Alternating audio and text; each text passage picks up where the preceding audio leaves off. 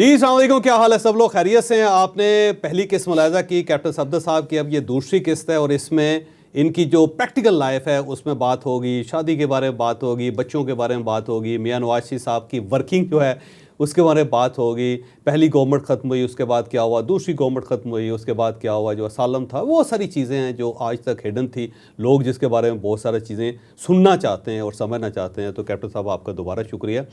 یہ فرمائیے گا کہ آپ کی والدہ نے آپ کو بتایا کہ جی ہم آپ کی شادی مریم نواز سے کرنا چاہتے ہیں؟ نہیں، والدہ نے یہ کہا کہ ان کا فون آیا تھا، انہوں نے میری خرید دریافت کی، انہوں نے کہا ہم گاڑی بیچ رہے ہیں، تو بڑے ہی اچھے الفاظ میں، تو ان کا مجھے ارادہ یہ لگتا ہے۔ ٹھیک ہے۔ میں کہا امی جان، بابا والد صاحب بھی تھے، میں نے کہا تو ابا جی کہتے ہیں یار ہم نے زمانہ دیکھا ہوا ہے، ایسے لوگوں کو، اچھے لوگوں کا رشتہ چاہیے ہوتا ہے، رشتوں کی کمی نہیں ہوتی اور اچھے لوگ چاہیے ہوتے ہیں، رب کی تقدیریں ہوتی ہیں، تم ویسے ہی نا وہ اس میں بات کرو۔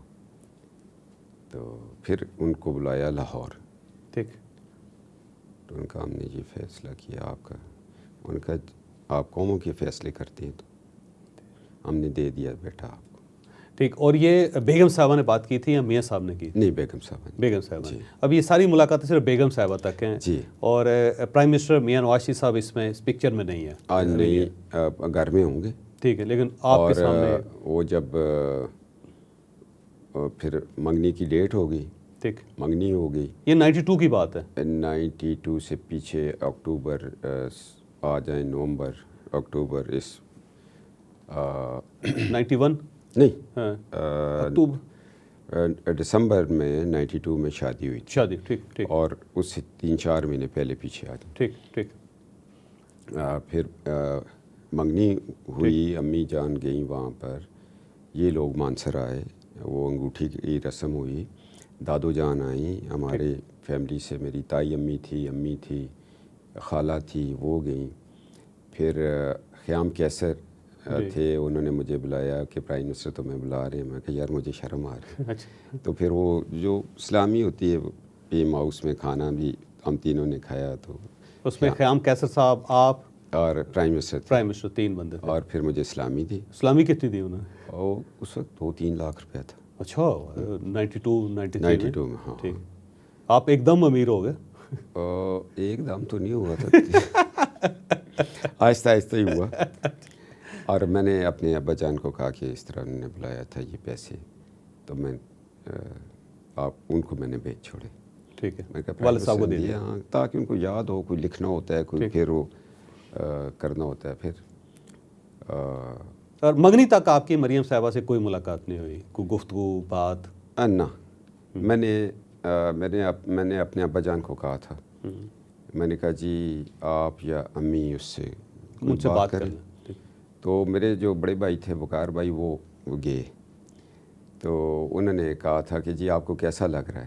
انہوں نے کہا جو امی اور ابو کا فیصلہ وہی فیصلہ جو دادا دادی کا۔ ٹھیک، تو بس اتنی سی۔ تو یہ فیملی ارینجمنٹ تھی بیسیکلی؟ لوگ تو مجھ سے بار بار پوچھتے ہیں کیا ہوا، میں نے کہا یار یہ بات ہے، تو اب 32-33 سال ہو گئے، آپ بھولتے ہی نہیں ہیں، جنید سے پوچھیں، مجھے ہی پوچھتے رہتے ہیں۔ تو فرض کریں ایک انسان ہے، اس کی اللہ نے تقدیر لکھی ہوئی ہے، اگر میری کسی ڈرائیور کی بیٹی سے شادی ہو جاتی تو وہ ڈرائیور کی بیٹی سے لوگ پوچھتے تمہاری شادی صفدر سے کیسے ہوگی؟ ٹھیک ہے نا، میری اگر پرائم منسٹر کی بیٹی سے ہو گئی، وہ ابھی چیف منسٹر، وہ ایک عجیب سی بات لگتی۔ اور میری امی کہتی ہے کہ میں تمہارے بارے میں بچپن سے یہ دیکھتی تھی یہ ایک خوش قسمت بچہ ہوگا، مگر میں نے کہا امی آپ تو اکثر دیدے کو کہتی تھی جو گھر میں کام کرتی تھی، دیکھ کے سارے پراؤں میں جو اتنا کالا ہے، انہوں کوئی کڑی بھی دے گا یا نہیں؟ تو میں نے کہا اللہ نے کہاں دے دی؟ تو کہتی ہے وہ میں دیدو کو کہتی تھی اس کے منہ پہ رات کو مسور کی دال کا پاؤڈر لگایا کرو، یہ اس طرح، وہ ان کے ساتھ مذاق ہو رہا تھا۔ بچپن میں پاؤڈر لگاتے تھے آپ کے منہ پہ؟ وہ مسور کی دال کو پیس کے نا تاکہ گورا ہو جائے۔ تو آگے پھر فوج میں آئے تو جو سکن بچی ہوئی تھی وہ بھی کافی کالی ہوگی، وہ میں مذاق میں کہتا تھا، تو امی کہتی تھی اللہ کی تقدیر ہے جس کو نوازے۔ اچھا، منگنی تک آپ کی مریم صاحبہ سے کوئی بات نہیں ہے؟ نہیں، وہ کبھی ایسا آمنا سامنے ہی نہیں ہوا۔ جی۔ اور پھر ادھر پی ایم ہاؤس میں ایک چھوٹا سا فنکشن تھا ڈھولکی کا. ٹھیک. تو میں نے سارے بیٹھے ہوئے تھے فیملی کے, میں نے سب کو سلام کیا, ان کا مریم السلام علیکم. ٹھیک. وعلیکم السلام. تو مریم صاحبہ سے پہلا یہ وہ ڈھولکی دادو بھی تھی, وہ دادو نے کہا ادھر ڈھولکی رکھتی ہوں. ٹھیک. تو میں نے کہا میری امی ابو بھی جو ہیں وہ اس وقت موٹر وے تو نہیں تھی, میں نے کہا مجھے وقت پہ بتاتے تو ہم ان کو بھی بلا لیتے. کہتے ہم 2-3 دن رک جاتے ہیں. تو دادو آئی تھی لاہور سے, تو پھر فنکشن کر لیتے ہیں. میں کہا نہیں آپ جائیں. بس پھر وہ ایک ملتان سے شاہ صاحب آتے ہوتے تھے, ڈی آئی جی یا نیازی تھے, آپ کو یاد ہوگا 92 میں, اونچے لمبے سے, اور ملتان کے شاہ صاحب کبھی پرائم منسٹر کو ملتے تھے. میں نے ایک دن کہا, میں نے کہا ڈی آئی جی صاحب اور مشتاق صاحب ہوتے تھے, ان کی ڈیتھ ہوگی, وہ پولیس سروس میں تھے, سعید مہدی صاحب. میں کہا یہ شاہ جی کون ہے, آپ ان کو روز لے آتے ہیں سلیپر پہنے ہوئے کپڑے, تو یہ پرائم منسٹر کے ساتھ 15-20 منٹ بات کرتے ہیں. ان کا یہ بڑا نیک آدمی, دعا کرتے ہیں. میں کہا یار نیک لوگوں کا کی کام ہے پرائم منسٹر ہاؤس سے. انہوں نے شاہ جی کو کہہ دیا. ان کے بیٹے مجھے ملے تھے, وہ بھی آج کل کسی ایئرپورٹ پہ تھے, شاید باولپور میں. کہتے ہیں میں شاہ جی کا بیٹا. شاہ جی میرے پاس بیٹھے, کہتے ہیں اے ڈی سی صاحب ذرا کوئی خط, میں کچھ لکھنا ہے مینو دو. میں نے اے ڈی سی والی ان کو لیٹر پیڈ دے دیا, اس پہ لکھنا انہوں نے شروع کیا. کہتے ہیں میرے کپڑے تانوں نہیں اچھے لگتے. میں کہ انہوں نے تاڑے نہ گل کر چھوڑی. کہتے ہیں میں یہ ذرا پڑھ لینا کہ زندگی کے ایونٹس آپ کے ساتھ کیسے چلیں گے. میں ان کو گاڑی میں بٹھا کے میں نے پڑھا. میں نے ڈی آئی جی کو فون کیا. میں کہا نیازی صاحب یہ کہنے 1992 میں تیری شادی ہے, تو 7 سمندر پار جائیں گا, تو فوج بیچ نہیں رہیں گا, تو سول بیچ بھی نہیں رہیں گا, تو پتہ نہیں ایک بڑا اونچی جگہ تے بیٹھیں گا, یہ سارا کوئی. میں کہ جی یہ تو حقائق کے ساتھ کوئی چیز میچ ہی نہیں کرتی. اب میری شادی تھی تو مجھے اس وقت ہمارے گھر مانسرا میں 2319 ایک ٹیلی فون نمبر تھا, اب وہ تو نہیں. اس پہ کال آتی ہے تو میں اٹھاتا ہوں, السلام علیکم, یہ کیپٹن صاحب کا نمبر ہے. میں کہا جی میں خود بول رہا ہوں. کون؟ کہتے ہیں میں وہ ملتان والا شاہ جی ہوں, یاد ہے آپ کو؟ کہا ہاں. کہتے ہیں وہ میں نے آپ کو عبارتیں لکھ کے دی تھی, وہ ڈیٹ وائز ٹھیک جا رہی ہیں؟ میں کہا ٹھہرے میں ڈھونڈتا ہوں. شاہ جی کیا حال ہے, کتنے؟ کہتے ہیں بس اس طرح کرنا, تھوڑا سا تیل لے لیں سرسوں کا, وہ ایک پلیٹ میں, اس میں اپنا چہرہ دیکھ کے اس کو چھت پہ پھینک دینا, اللہ نظر بد سے بچائے, تو فقیروں کے کپڑوں سے ان کی فقیری نہ جانچا کرے. میں سوری بولا. کچھ ایونٹس اس طرح کے چل رہے تھے, کچھ اس میں بڑی اللہ کے بزرگوں کی دعائیں بھی تھیں. اور اس کے بعد ان سے دوبارہ ملاقات نہیں ہوئی شاہ صاحب سے آپ کی؟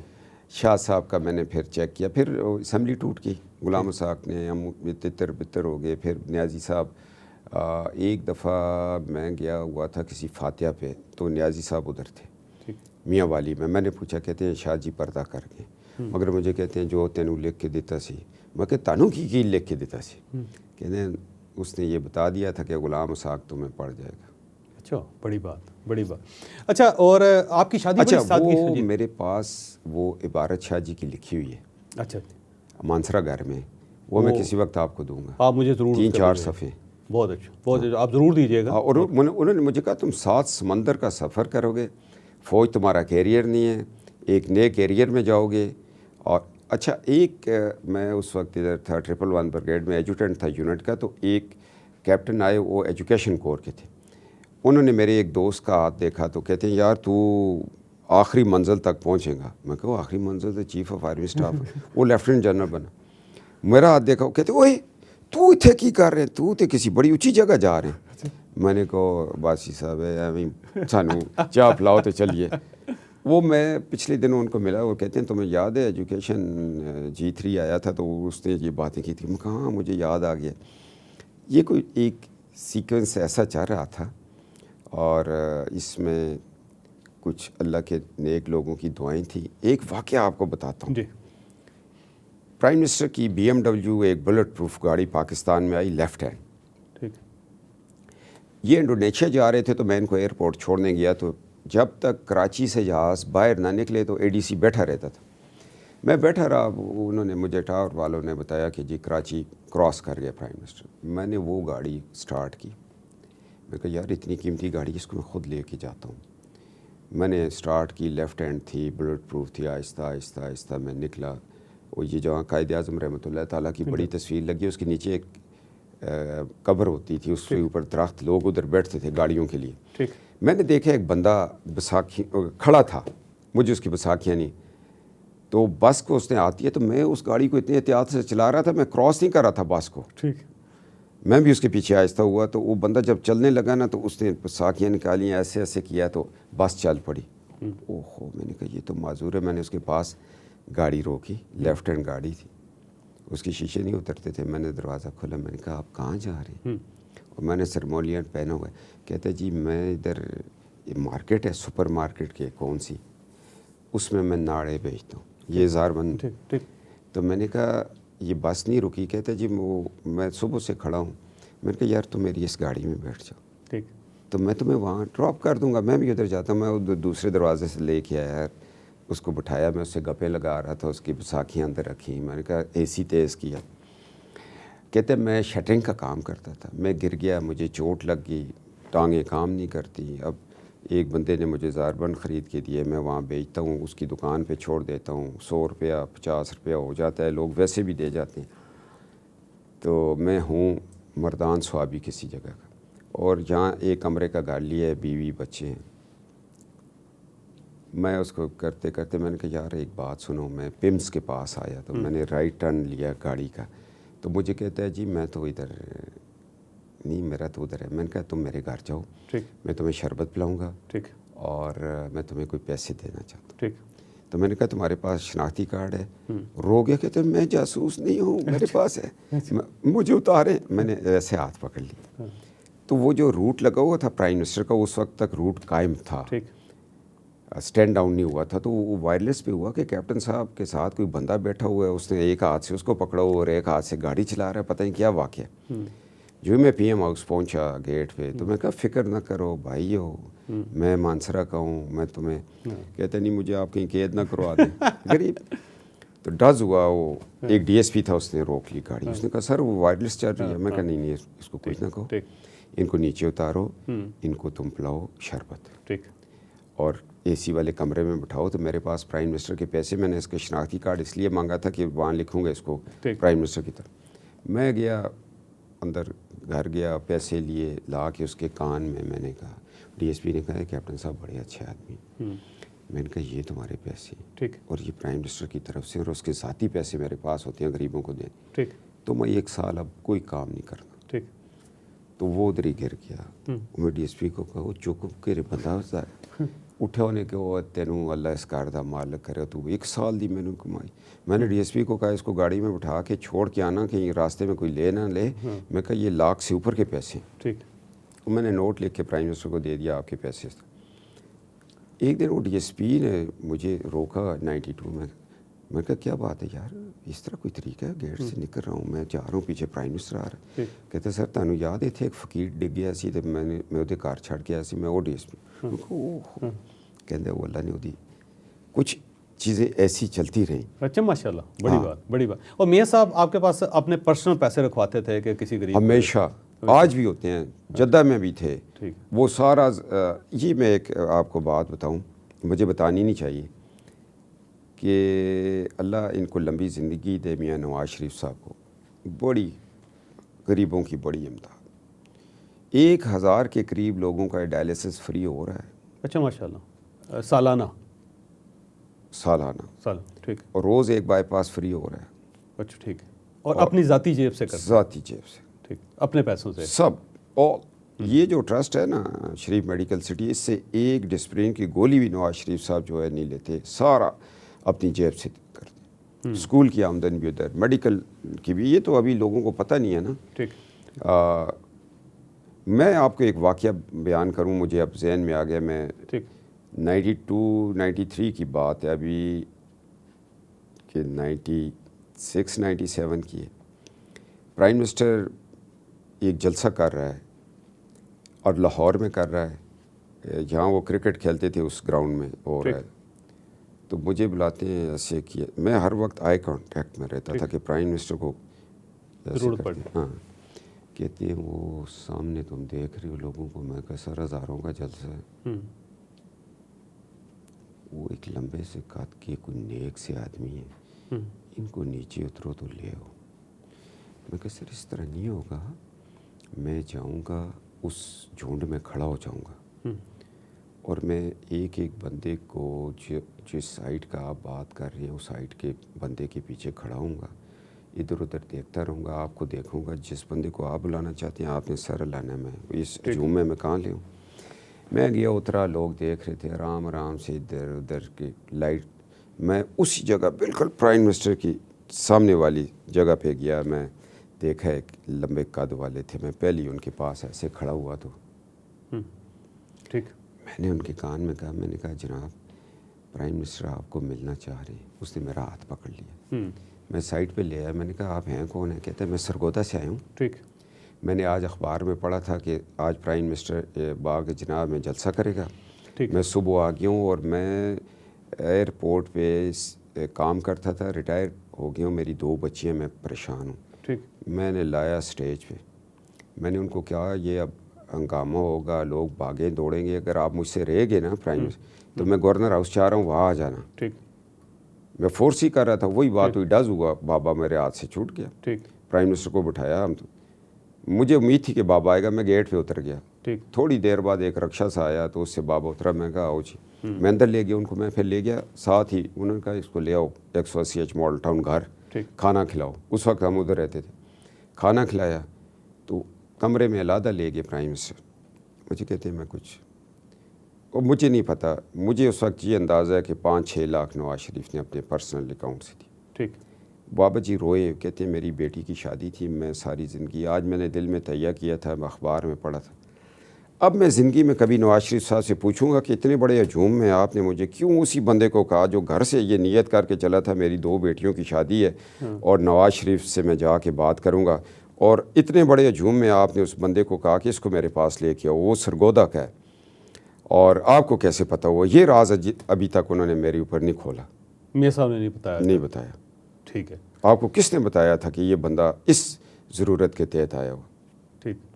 یہ میں ان سے یہ بات پوچھوں گا جب کبھی اس طرح کی بات ہو نا, تو وہ جواب ہی نہیں دیتے پھر.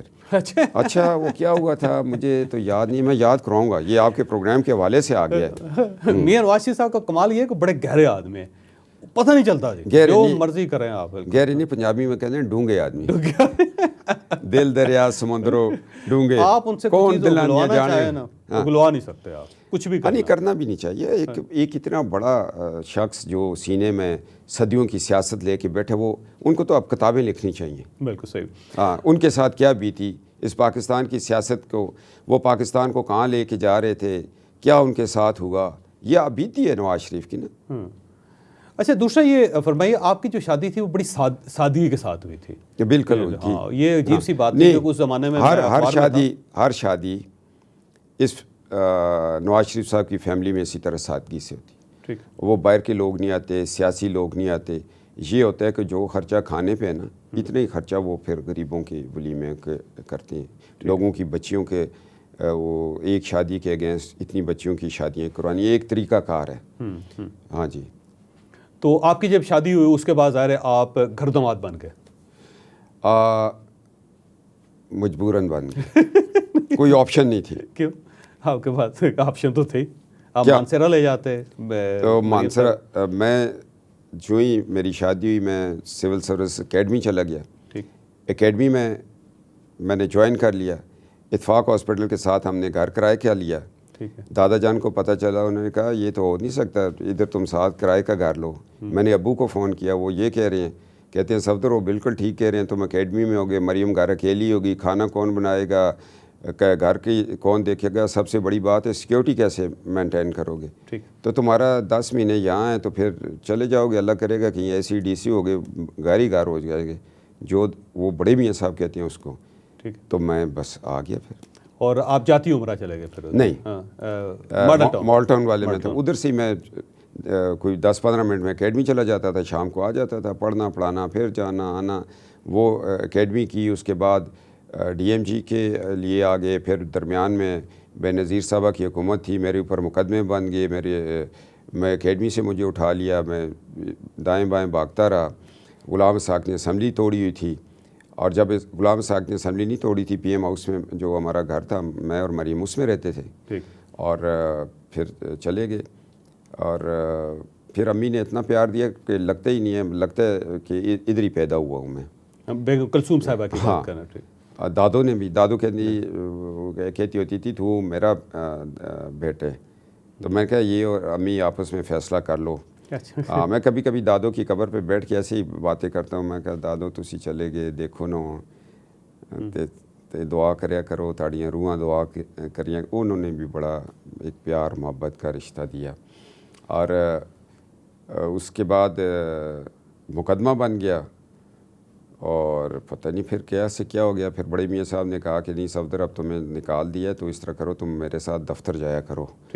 وہ اتفاق فاؤنڈری بھی چل رہی تھی، رمضان شوگر. یہ میں اور یہ 93 کی بات ہے. یہ 93 کی. میں تمہیں یہ چیزیں سکھاؤں کیسے ہوتا ہے. میں نے کہا ان کا ہیلپنگ ہینڈ بن گیا. پھر ان کے ساتھ میں کرتا رہا. یہ پھر بیگم صاحبہ کو، بیگم کلثوم نواز صاحبہ مرحومہ کو آپ امی کہتے تھے؟